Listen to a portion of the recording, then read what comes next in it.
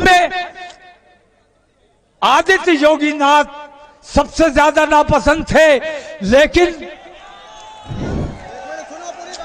बात सुनो, सबसे ज्यादा नापसंद थे नरेंद्र मोदी से भी ज्यादा। लेकिन पिछले दिनों कई वाकयात ऐसे हुए जिसमें योगी आदित्यनाथ ने यह साबित किया कि वो राजधर्म का पालन कर रहे हैं। उन्होंने अयोध्या में जो खुराफाती हिंदू आए थे, टोपियां लगाकर मुसलमानों को बदनाम करने के लिए, मस्जिदों को नापाक करने के लिए, उन्होंने उन हिंदुओं को बेनकाब करके उन्हें गिरफ्तार करके जेल भेजने का काम किया। हम मुबारकबाद पेश करते हैं। हम बुराई की बुराई करने वाले लोग हैं, लेकिन अच्छाई की अच्छाई करना भी हमारी जिम्मेदारी है। हम नाइंसाफी वाले लोग नहीं हैं। बरेली के कर्मचारी नगर का वाकया आपको याद होगा। एक ने अपनी रिश्तेदार 6-7 साल की बच्ची का रेप किया और उसे मरा समझ लिया, और फिर उसने हंगामा शुरू किया कि मुसलमानों ने बच्ची का रेप करके मार डाला। ये तो बरेली के प्रशासन की ऐसी सूझबूझ, जिसने उसे बेनकाब किया, खुद ही रेप किया था, खुद ही शोर मचा रहा था और दंगा कराने का माहौल उसने पूरा बना दिया था, लेकिन जिला पुलिस ने उसको बेनकाब करके जेल भेजने का काम किया। हम उनके भी तहे दिल से शुक्रगुजार हैं। और जब जब अमन का और इंसाफ का काम होता रहेगा, हम तुम्हारे साथ थे और तुम्हारे साथ खड़े रहेंगे। बेईमानी हमसे बर्दाश्त नहीं होती है, ना हम बेईमान हैं, ना बेईमानी हम पसंद करते हैं। अब एक बात और समझ लो, अगरचे मौसम भी ठीक है और शामियाना भी लगा हुआ है, लेकिन फिर भी मुझे आपकी तकलीफ का, आपकी परेशानी का एहसास है। मैं बात को ज्यादा तवील नहीं करूंगा, इतना कह के बात को खत्म करना चाहता हूं कि जो माहौल आज मैंने बरेली में दिखाया है, ये मैं 10 तारीख के जुमे में भी दिखा सकता था, मैं 17 तारीख के जुमे में भी दिखा सकता था, और मैंने जयपुर में भी जुमा नहीं था। ये जुमे से डर गए हैं। इन्हें ये बताना जरूरी है, इन्हें ये बताना जरूरी है कि गुलामाने मुस्तफा के लिए कोई जुमा नहीं, कोई इतवार नहीं।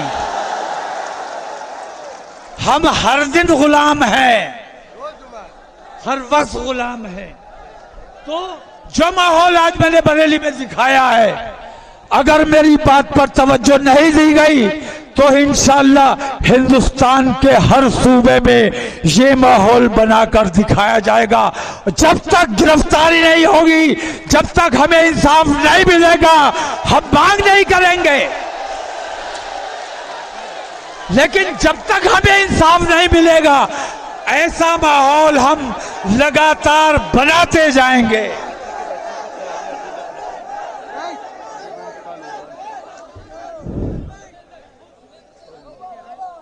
रांची की उस माँ का, अपने रांची की वो माँ याद है जिसका बच्चा 15 साल का बच्चा मार डाला गया,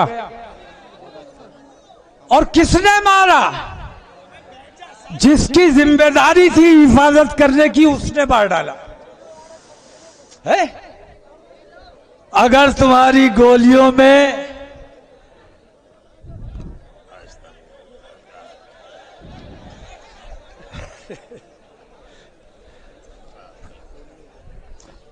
गोलियां अगर हिंदू और मुसलमान देख के चलेंगी, बेईमानी और ईमानदारी देख के गोली चलाओ। चोर कौन है और शाह कौन है ये देखकर गोली चलाओ। मैं उन नौजवानों का भी पुरजोर हिमायत करता हूं। अग्निपथ, अरे जब तूने नाम अग्निपथ रख दिया तो आग तो लगनी ही थी। अगले देखो कहां से लेके आए हैं, अग्निपथ। हमारे नौजवानों का मुस्तकबिल तबाह करने का ठेका इस नरेंद्र मोदी ने लिया हुआ है। हमारे उन बच्चों की मैं हिमायत करता हूं जो इस अग्निपथ 4 साल की बेगारी,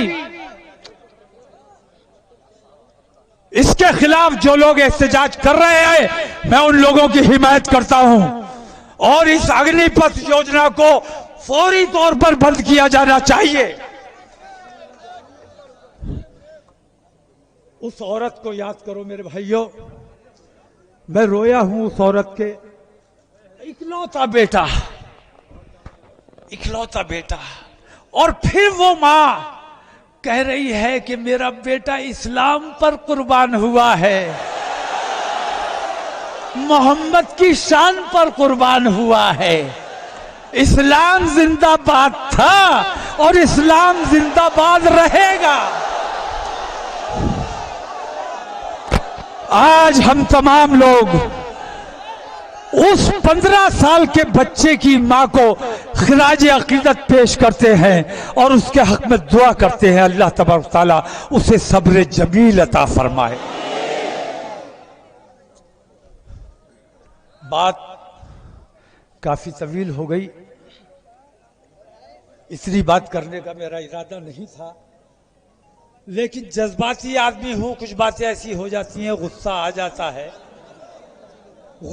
जाता है और हम जो दिल में कुछ और हो, जबान पे कुछ और हो, ये हमसे हो नहीं पाता है।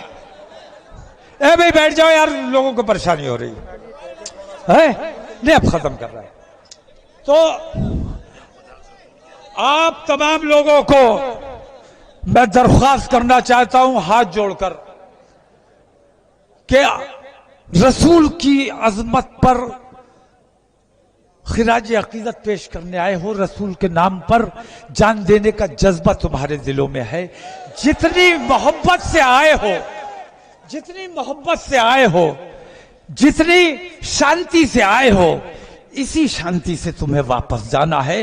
रास्ते में शोर-ओ-गुल नहीं करना है, नारेबाजी नहीं करना है,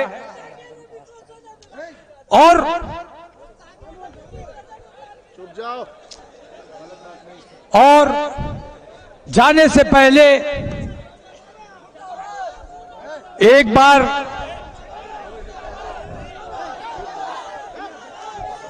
क्या हो गया, क्या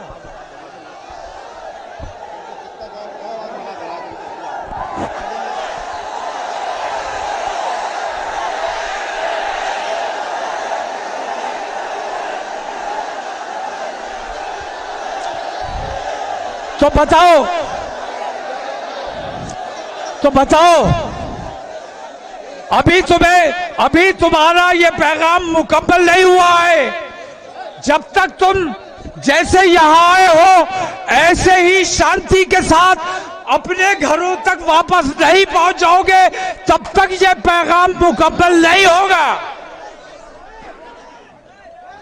क्या बात है, क्यों मुखातिब हो रहे हो? उधर देखो, मैं तुम क्यों देख रहे हो? बिल्कुल।